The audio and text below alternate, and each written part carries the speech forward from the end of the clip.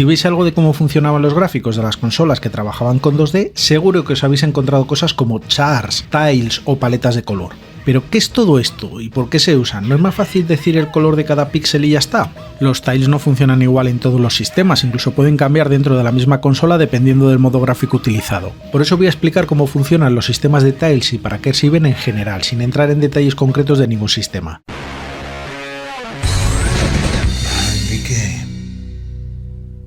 Vamos a partir de esa pregunta de la intro. ¿Por qué no decir el color de cada píxel directamente y ya está? Vamos a hacer el ejemplo suponiendo que queremos guardar una capa de fondo que ocupa justo toda la pantalla.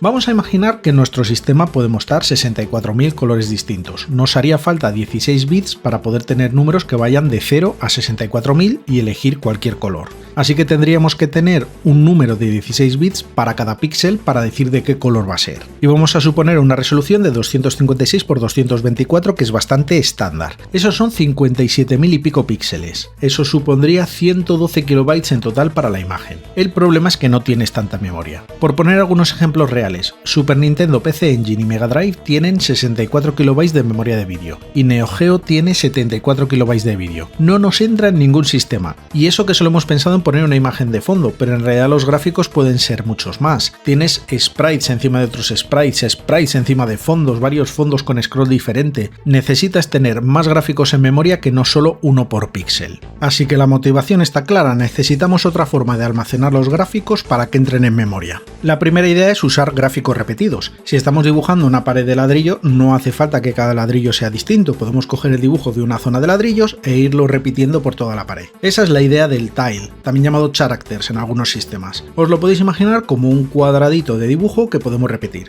Estos cuadraditos suelen ser de 8 x 8 píxeles, 64 píxeles en total, y según el sistema se agruparán de formas distintas, pero la idea es la misma, trozo de imagen que podríamos repetir.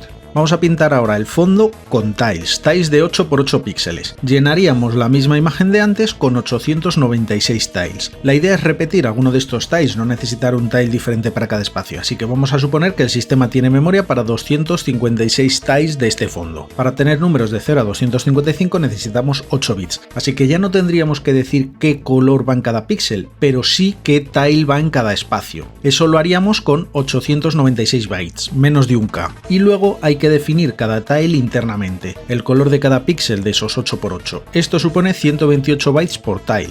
32 kilobytes en total. Usando tiles ya hemos bajado la memoria usada a menos de la tercera parte. Uno de los ejemplos de tiles repetidos más conocidos es el de los arbustos del primer Super Mario. Usan los mismos tiles que las nubes. Ahora, que el arbusto es verde y la nube es blanca, necesitaríamos poder repetir la forma pero con nuevos colores. Y ahí es donde entra la segunda parte, las paletas de color. Es parecido a esos dibujos para colorear que vienen en algunos cuadernos infantiles. Aquí cada trozo de la imagen tiene un numerito y luego tienes una tabla de color que te dice qué significa ese numerito. Pues esa tabla es básicamente el concepto de paleta de color. Y lo bueno es que si queremos hacer un Mega Tails que sea rojo y cambiar el fondo, ya no tenemos que volver a incluir el dibujo, solo cambiar los colores de la tabla. Por eso estamos tan acostumbrados a que los juegos tuvieran el mismo enemigo pero de varios colores. Somos de colores, no tenemos ni nombre. Pensad en ese desarrollador que ya casi ha llenado la memoria del cartucho del juego, pero le dicen que tiene que meter una fase más. Solución: nos inventamos que es en una nave espacial y reutilizamos gráficos con colores extraños. ¡Ale! Fondos para una nueva pantalla listos sin casi gastar memoria del cartucho. Pero incluso aunque no reutilizáramos los gráficos con distintos colores, solo por tener colores indexados ya se ahorra memoria, aunque normalmente también restringe el número de colores que podemos usar en total. Vamos a ver cuánta memoria se ahorraría en nuestro ejemplo de fondo hecho con tiles si usáramos paletas de color. Cada tile usará los colores de una paleta y cada paleta será de 16 colores, así que cada tile necesitaría decir cuál es su paleta de color y luego cada píxel podría decir su color de esa tabla con solo 4 bits, números del 0 al 15. ¿Y cuántas paletas ponemos? 16 paletas de color es un número bastante alto, solo Neo Geo tenía más. Si hacemos las cuentas, que cada espacio diga cuál es su tile y su paleta es 1,3 kilobytes. Los 256 tiles que podríamos usar con color indexado ocupan 8 kilobytes y las propias paletas de color ocupan medio kilobyte. Total, menos de 10 kilobytes. Aquí sí hemos bajado mucho desde los 112 kilobytes iniciales. Ahora sí es usable. Y además las paletas de color se pueden modificar sobre la marcha y cambiando colores en pantalla como si fuera una animación. Vamos a ver algunos ejemplos bastante conocidos de cosas que se hacen con paletas. Una animación de paletas de color muy chula es la del final del primer nivel de Donkey Kong Country, donde hay una transición entre día y noche, y se hace cambiando las paletas de color por otras con colores más oscuros entre frames. Mismo fondo, mismos personajes, vamos cambiando los colores de las paletas. Y también pueden ser animaciones cíclicas. La más sencilla que conozco es la de las monedas de Super Mario Bros. Modifican un color de la paleta en cada frame y todas las monedas del nivel van cambiando de color, parece que brillan. Hay animaciones que parecen ir cambiando el dibujo de los tiles, pero no, en realidad el dibujo sigue igual y solo cambian las paletas de color. Se puede usar para hacer animaciones psicodélicas, por ejemplo esta de Neo Geo es la pantalla de intro de Link's Bowling. Pero si queréis psicodelia a tope tenéis los fondos de combate de Earthbound. Esto es una clase maestra de animación rotando colores.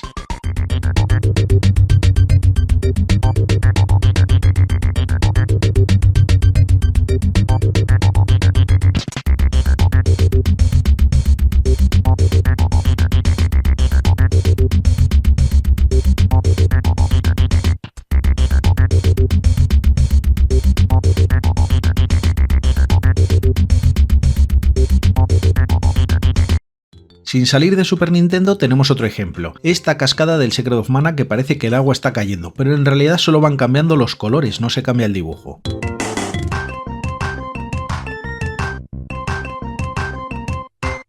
Este tipo de animación cambiando colores se usa mucho para animar el agua, por ejemplo, estos ríos de agua de Sonic. Bueno, la cascada del final son varios sprites, aquí sí está animando el dibujo en sí, sprites animados, pero toda la bajada de agua es parte del fondo y el dibujo no cambia, solo van cambiando los colores de un frame a otro en la paleta de color. También son sprites animados el borde del agua, esa especie de espumita. Vamos a quitar los sprites y ver solo el fondo. El efecto así parece muy sencillo, el juego tiene una línea que sube y baja y por debajo de ella todo está tapado por agua. El problema es que Mega Drive no puede hacer transparencias, así que no se puede poner una capa verde que suba y baje y haga que se vea verdoso ese trozo de fondo del nivel. Pues esto se hace también con paletas de color, porque se puede cambiar los colores de la paleta en mitad del frame. Esto se dibuja de arriba a abajo, así que va dibujando tranquilamente este fondo amarillo hasta que llega a la fila donde empieza el agua. Ahí cambia los colores de las paletas, los amarillos por verdes y algunos colores de Sonic también, y sigue pintando pero con los nuevos colores. Y magia hecha, todo lo que se dibuja ahora parece bajo el agua. Sé que al ver esta pantalla solo podéis pensar en esa cuenta atrás y Sonic ahogándose. Para no dejaros con las ganas, aquí lo tenéis.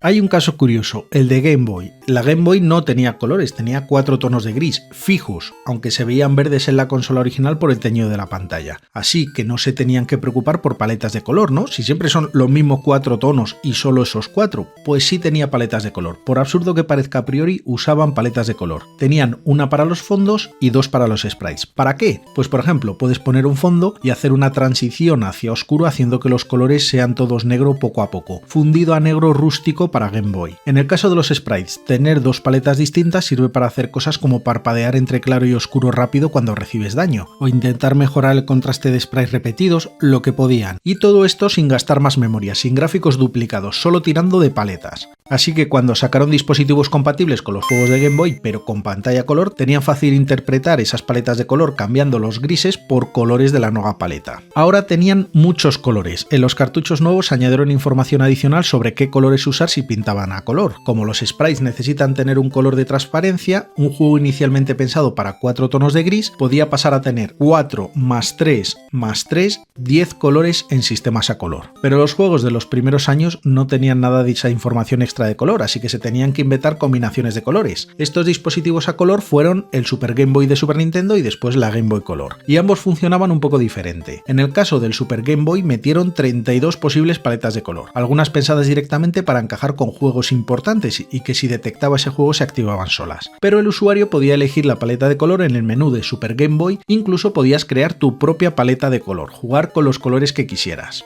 En el caso de la Game Boy Color metieron 12 paletas de color, pero tenía truquito cómo elegir la paleta. Se hace pulsando una dirección de la cruceta sola o con un botón a la vez durante el logo de Game Boy al arrancar la consola. Tiene paletas con un color predominante y también una paleta en escala de grises por si lo queremos ver como la Game Boy original. Esta misma forma de elegir paleta de color funciona también en Game Boy Advance y en el Game Boy Player de GameCube. Gracias a la posibilidad de tener paletas con colores distintos en fondos y sprites, solo con cambiar la paleta de color al encender la Game Boy Color ya podemos ver algunas cosas curiosas, sin debuggers ni nada, solo fijándonos un poco. Por ejemplo, en el Super Mario Land, las monedas son parte del fondo y no sprites, se dibujan con los colores de fondo. En la presentación he hablado de consolas 2D, pero las paletas de color también se usan en 3D, para las texturas que se ponen sobre los polígonos. Por ejemplo, la primera PlayStation tenía 3 formatos para almacenar las texturas en memoria de vídeo. Uno directo con color por píxel y 2 con paletas de color de 256 y 16 colores. Como tenemos poca memoria de vídeo, así podrían usar la misma textura en diferentes objetos, pero con diferentes paletas de color aparentando ser distintas texturas. Metal Gear Solid de hecho no tiene iluminación en el juego salvo un par de excepciones. Todo lo que parece iluminación está pintado directamente en las texturas. Si tienen cajas apiladas y unas parecen en sombra y otras más iluminadas, en realidad es la misma textura, pero una usa paleta de color oscura y la otra clara. Al final he hablado mucho de paletas de color, pero me voy a despedir con un detalle de tiles. Muchas de las consolas basadas en tiles pueden usar los tiles espejados por hardware, es decir, que para que este sprite mire al otro lado, solo tenemos que espejarlo en horizontal. Si queremos estos pinchos pero en el techo, los espejamos en vertical y ya podemos ponerlos ahí arriba. Incluso se pueden hacer figuras más grandes con simetrías, pero gastando un solo tile en memoria. Y ya hemos terminado. Pensaba que este vídeo iban a ser 5 minutos, pero al final he encontrado ejemplos muy interesantes y ha quedado más largo. Seguiremos hablando de temas parecidos en los próximos vídeos de Mind the Game. Nos vemos, hasta pronto. Es un conjunto de técnicas 2D que dan la impresión de 3D. Los objetos en pantalla son todos sprites 2D con escalado en tiempo real. Así que para el juicio Atari trató esta técnica prácticamente de alto secreto industrial, de información tecnológica propietaria de Atari y robada por Activision. En Activision alucinaron con esta